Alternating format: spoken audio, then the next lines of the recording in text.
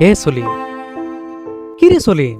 আহ 2 সপ্তাহ ধরে দেখতেছি তুই সবসময় খালি মন খারাপ করে থাকবি। কি হইছে? ভেঙ্গে চুরে কষে আমার। বন্ধু, আসি এক মহা ঝামেলার মধ্যে রে।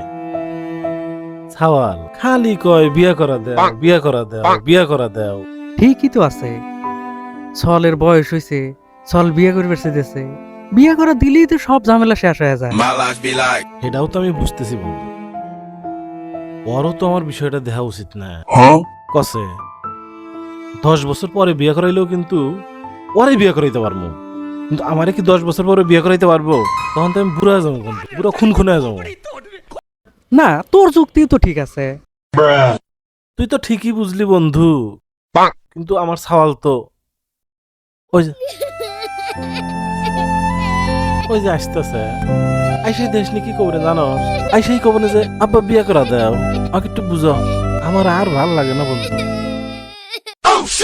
আব্বা, 2 বন্ধু মিলে খুব গপ্প করতেছে, কিন্তু আমার বিয়েটা কি করলে বন্ধু? ওরে একটু যাবের কাছে বন্ধু, আমার মন মেজাজ খুব খারাপ আছে বন্ধু, যা ওরে একটু বুঝা যা। সবসময় আর এগুলো কথা শুনতে ভালো লাগে না, যা। বুঝতে, বিষয় হলো এই এই বিয়ার আলাপ আলোচনায় চলতেছে তোমার আব্বার সাথে। কোনো টেনশন করো না তুমি, তোমার বাড়িতে একটু মেয়ে আইনে দেওয়ার ব্যবস্থা করতেছি আমি। কাকা, দায়িত্ব যেহেতু আপনিই নিলেন, আমি তাইলে নিশ্চিন্তে কিন্তু চলে গেলাম। acha. তুমি নিশ্চিন্তে এখন চলে যাও, যাও আমি দেখতেছি।